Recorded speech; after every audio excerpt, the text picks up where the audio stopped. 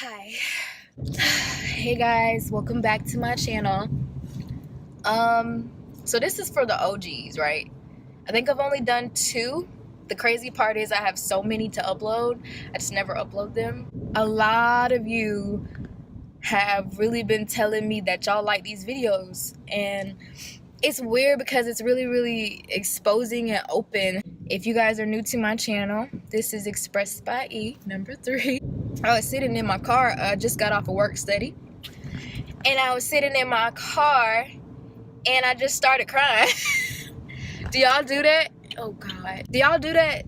Like randomly have like random prayer sessions and praise worship sessions? That's been happening to me a lot lately, and those are the best prayer sessions, I swear. When you in traffic and you look over and people like, you good? And I'm like, yes, the Lord has been good. Like, I don't even know where to begin.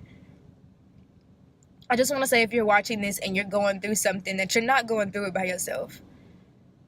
Lately, I don't know if it's my depression or if it's just, I don't know, but when God is about to do something good, y'all, is it just me that you get voices in your head?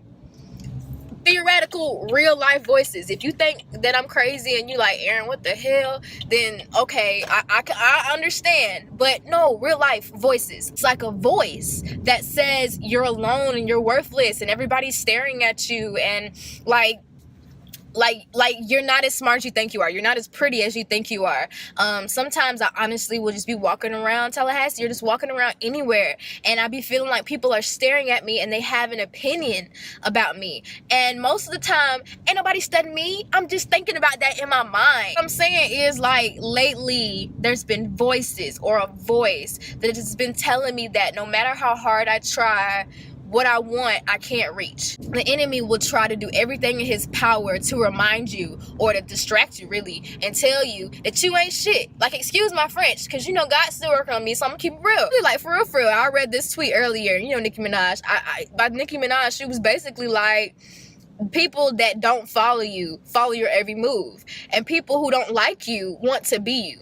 So when I think of stuff like this, it's just kind of like, if you got to go out your way to make somebody else feel small, you must be a small-ass individual. More importantly, you must be afraid of what will happen when that person realizes their worth and realizes how smart they are and realizes how blessed they are. It's crazy what a person can do and accomplish when they realize their true worth and they're at peace with themselves. I tell you, nothing else in the world matters, because sometimes when you're in your room or when you're just alone, period, you really think that you're the only person who could be experiencing what you're experiencing, and I promise you, you're not. Like, the shit that I've gone through has been pretty crazy, but I know I'm not gonna be the first nor the last person to deal with that type of stuff. So that's what mainly these videos are about, is to help you guys. So whatever you're going through, I promise you, in a couple days, probably a couple weeks, that little ass situation won't even matter. Oh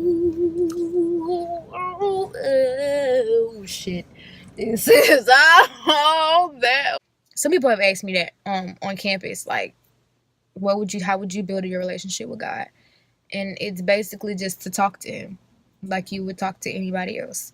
But I think one of the biggest things that I would advise is to talk to him like he's your friend.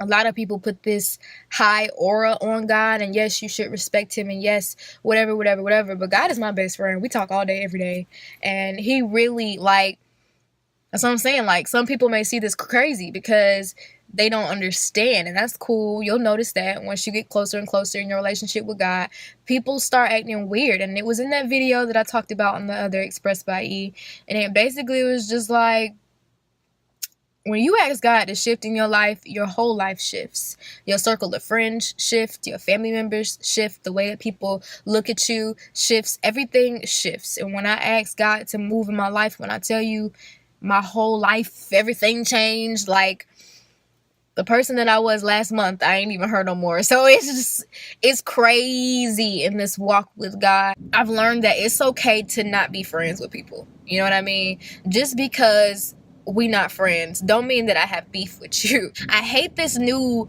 era, this new idea that being a Christian means you have to be a pushover, and being godly means you have to allow people to talk to you any kind of way, and you got to just take shit when people throw it at you.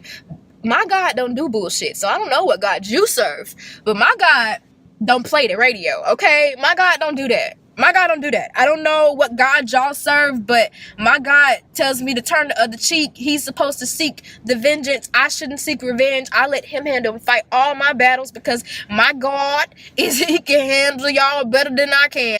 You don't have to take people's stuff. If you don't want to deal with somebody, don't deal with them. Pray for them and keep it moving.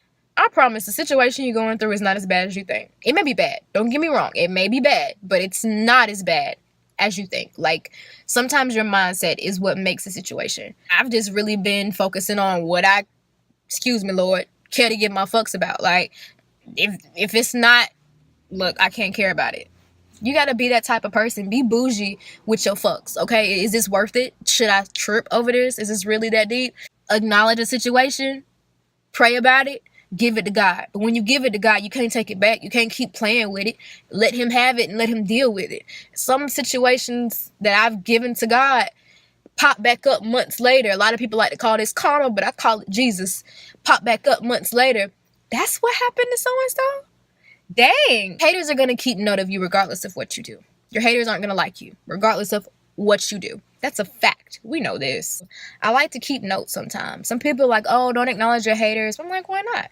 Because I like to keep tabs on haters. The reason why is because I want to make sure that I don't end up one. I want to know what a hater looks like, how a hater moves, how a hater thinks, so that when somebody steps to me on some foo-foo, I can smell all the hate on them. I want to be able to see you from afar. That's what a hater looks like. So I'll never have to deal with that fake shit again. You feel me? Nah, I want to know what a hater is like. I want to know. And one thing about all my haters that I've noticed, they still in the same spot that they was when they first started hating on me.